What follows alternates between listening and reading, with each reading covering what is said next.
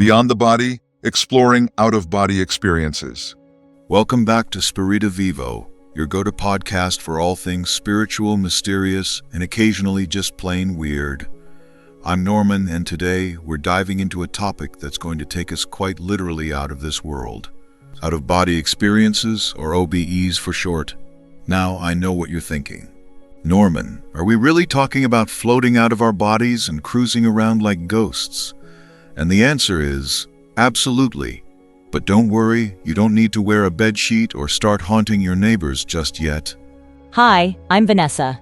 In this episode, we'll dive into what OBEs are, how they happen, and whether there's any science behind these so-called astral adventures. Plus, we'll share some real-life stories that might make you question where the boundaries of reality truly lie. And who knows? By the end of this episode, you might even feel inspired to take a little trip of your own. So, grab a cup of coffee, sit back, and get ready to explore the world beyond the body. It's going to be a ride you won't want to miss. All right, let's dig into the details. What exactly is an out-of-body experience?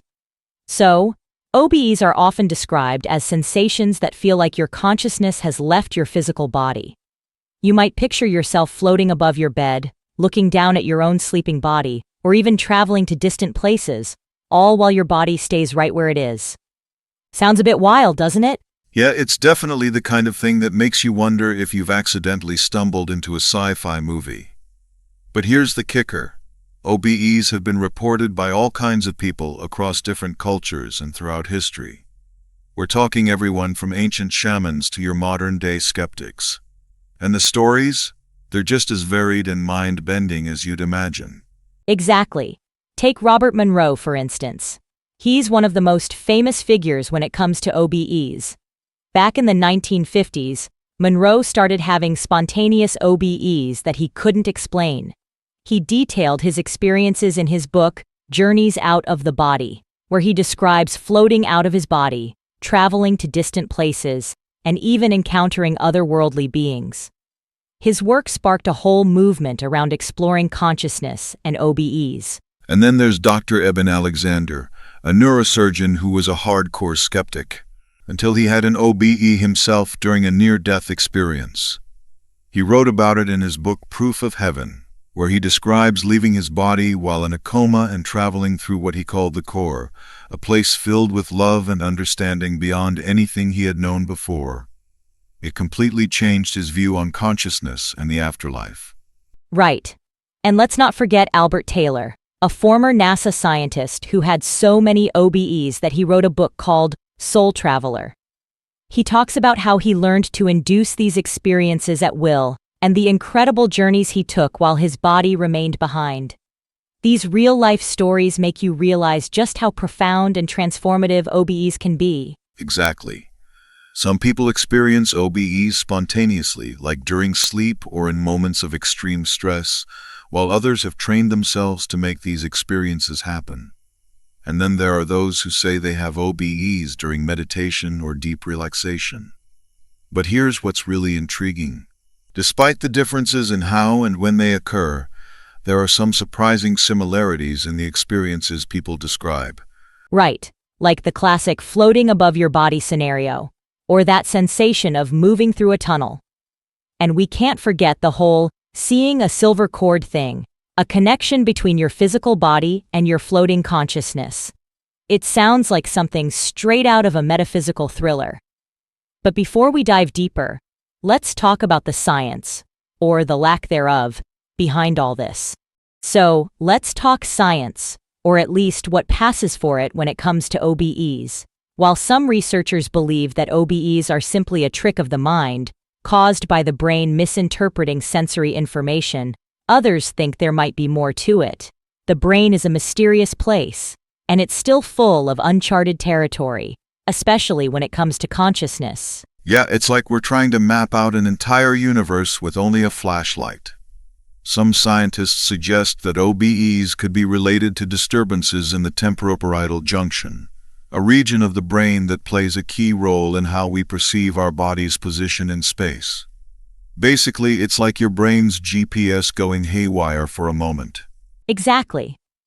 And then there's the theory that OBEs are linked to sleep paralysis, which is when your body is temporarily paralyzed while your mind is awake, often right before falling asleep or waking up. People experiencing sleep paralysis often report feeling like they're floating or seeing themselves from above, which sounds a lot like an OBE, right? Right, but here's where it gets even more interesting. Despite these scientific theories, there are still plenty of cases that don't quite fit the mold. People report having OBEs during surgery under anesthesia, or even during near-death experiences, where the brain shouldn't be functioning well enough to create such vivid images. It makes you wonder, could there be something more going on here? Exactly. And that's where the line between science and the unexplained starts to blur. Maybe OBEs are just a strange quirk of our brain chemistry, or maybe there's something more, something that challenges our understanding of consciousness and reality itself. Whatever the case, it's clear that OBEs aren't just black and white. They're full of shades of gray that keep us guessing. You know, before we wrap up, I think we should take another look at the incredible experiences of Dr. Eben Alexander. Vanessa, you've mentioned him before, but can you dive a bit deeper into his OBE journeys? His story is just so fascinating. It's hard to believe he started as such a skeptic. Absolutely, Norman. Dr. Eben Alexander is one of the most intriguing cases when it comes to out-of-body experiences, especially because of his background as a neurosurgeon. Before his life-changing experience, Alexander was a firm believer in the traditional scientific perspective that consciousness is purely a product of brain activity, and that when the brain ceases to function, consciousness simply ends. He was skeptical of anything that hinted at an afterlife or any form of consciousness beyond the physical body. But everything changed in 2008 when Dr. Alexander fell into a coma due to a severe case of bacterial meningitis. His brain was so damaged that the parts responsible for thought and consciousness were not functioning. By all accounts, he should have been incapable of experiencing anything at all. Yet during this coma, Alexander had an experience that completely shattered his previous beliefs. He described his journey in his book, Proof of Heaven. During his coma, he found himself in a dark, murky place, a sort of primordial void. But then he was suddenly propelled into a stunning, vibrant landscape filled with indescribable beauty. He spoke of seeing beautiful, lush valleys and hearing sounds that felt more like pure heavenly vibrations.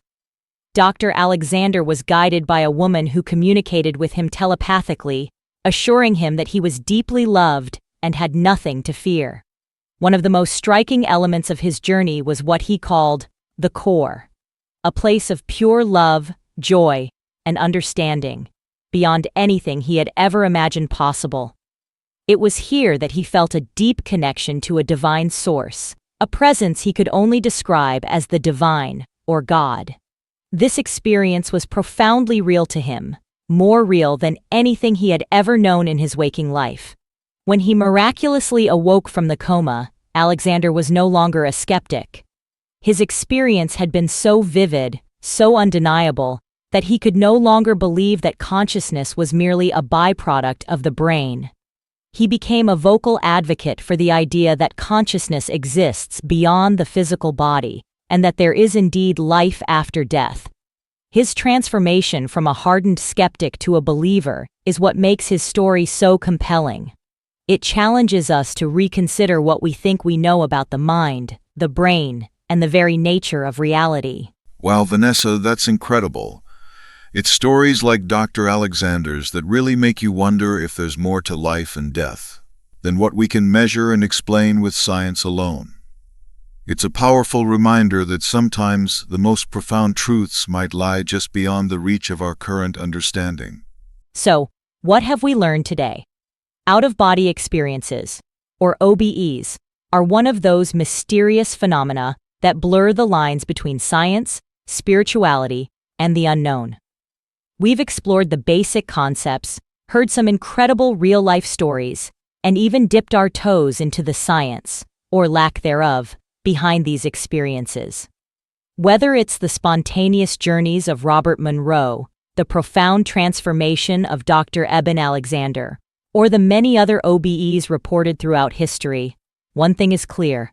OBEs challenge our understanding of consciousness and reality. Absolutely.